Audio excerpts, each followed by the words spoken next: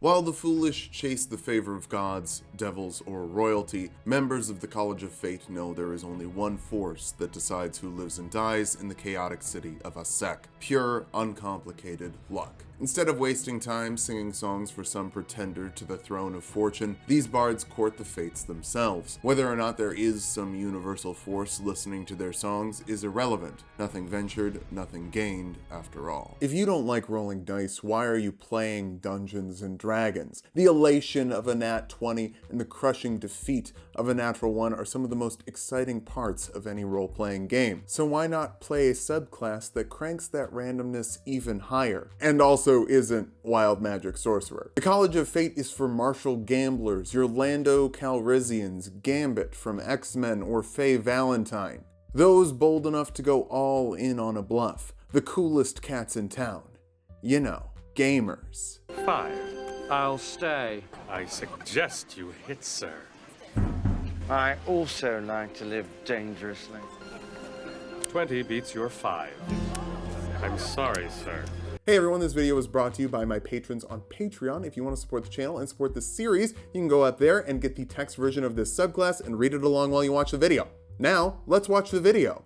Before we start rolling dice though, let's figure out why Bard is the perfect home for this class. First, abilities like Jack of all trades and expertise already are bending fate in your favor, without the guarantee of something like a reliable talent from Rogue. Gamblers don't want a guarantee anyway. Bardic Inspiration is the most unique part of this class, giving allies a d6 to add to ability checks, saving throws, or attack rolls, though nearly every Bard subclass has their own unique way to spend these superiority die, and the College of Fate is no exception. This gets even better at the 5th level when you get Font of Inspiration, letting you recover your Bardic Inspiration die on a short rest instead of a long rest, and the die keeps getting bigger, capping off at a d12. I'm only yelling to impress the other guys. I never let anything happen to you, Sugar Bear. While Bard is primarily a caster class, there are abilities that let it gish with the best of them and specific subclasses for it. College of Swords and College of Valor both prove that you can get extra attack and 9th level spells, although those are focused on melee weapons, and I've always felt that the Bard excelled more at ranged attacks with the hand crossbow proficiency. But still, Bard is primarily a casting class with a unique spell list focused on buffs, debuffs, and healing. There are a few damage spells, but I would say it's probably the worst list in the game for just dealing magical damage, although you can fix that up with magical secrets. That lets you grab spells from any list. You get 2 at level 10 and 6 by the end of things. The last 2 can even be from 9th level, so you can cast Meteor Swarm or anything else you'd like to cast,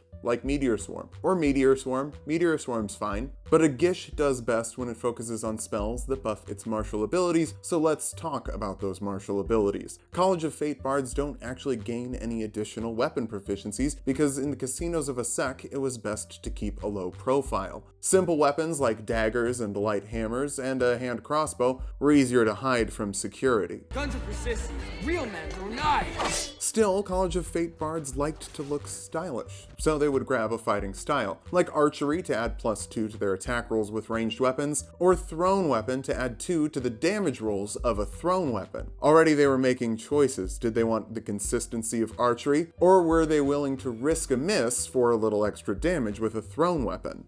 Really hurt. But the real risk came when they started to tempt fate. This let them spend an inspiration die to throw caution to the wind and maybe wrap things up a little more quickly. Once per turn, when they made a ranged weapon attack, which includes thrown weapon attacks, they were able to choose one of 3 options to tempt fate. Happy Accident only worked when they had an ally within 5 feet of the creature they were attacking. Unfortunately, their ally would take the damage of a Bardic Inspiration roll, but their enemy would take double that die's damage. As long as their friends don't mind a bruise or 2, it let the College of Fate bard pump out some seriously consistent damage, though it was considered good protocol to have Healing Word on hand and cast it as a bonus action if you injured a party member. All or Nothing let a bard deal double their inspiration die and damage without carving up a teammate, letting them add double the roll of a Bardic Inspiration die to the damage of one ranged attack, but they would have to subtract the Bardic Inspiration die's roll from their attack roll. That meant that they could end up missing, and not just waste their action on a failed attack roll, but also use one of their precious few Bardic Inspiration die. Maybe it was best to slow down and make sure that their strike was true. It appears that the vitals of this lucky son of a gun remain unpunctured. Sloppy shooting on my part.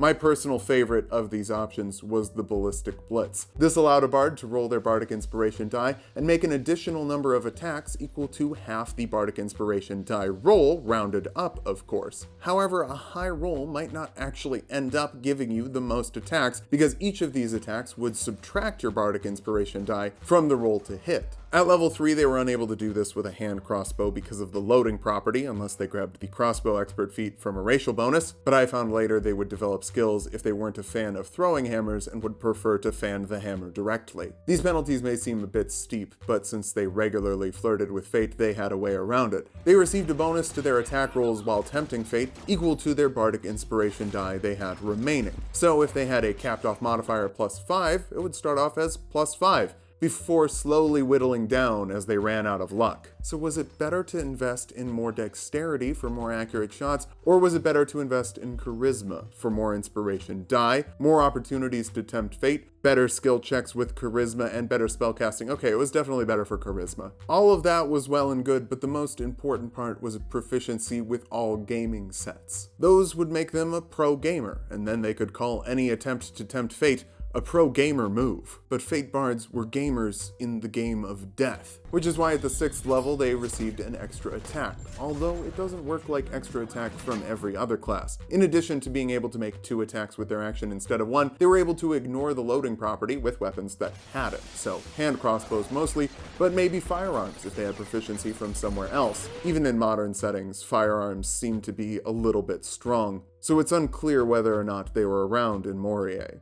On the rare occasion a Fate Bard lived long enough to see the 14th level, they were able to cash in some of their magic for more opportunities to tempt fate. As an action, they were able to convert 1 spell slot into 1 Bardic Inspiration die. They could use that same action to make 1 weapon attack as long as they tempted fate in some way.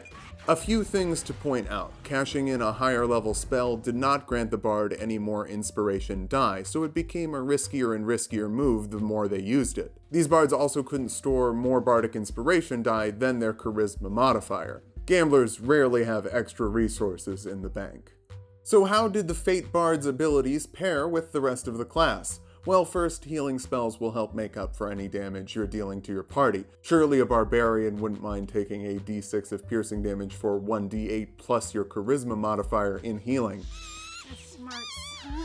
A lot of people think that Cleric is the healing class, but Bard is pretty good at it. They can even learn resurrection spells, so even if you accidentally killed one of your party members, they couldn't be too mad at you. As far as the accuracy penalties go, Fairy Fire was a great spell to have on hand, filling an area with bright light that made enemies easier to hit. Slow lowers enemies' AC and gives them a bunch of other penalties. Irresistible Dance gives people advantage on attacks against them, so you can shoot at their feet and say "dance" like you're in a Western movie. And Foresight is probably the perfect spell for this, even though it's 9th level, giving you advantage on all of your weapon attacks. It's basically the Control Fate spell. That and True Strike. If you want to just deal raw damage, Enlarge Reduce adds a d4 to the damage of all weapon attacks for literally huge plays, or I guess large plays. That's really the only spell that's officially on the Bard list, but remember, the Bard list is every list. So Hex, Hunter's Mark, Elemental Weapon, Magic Weapon, Spirit Shroud.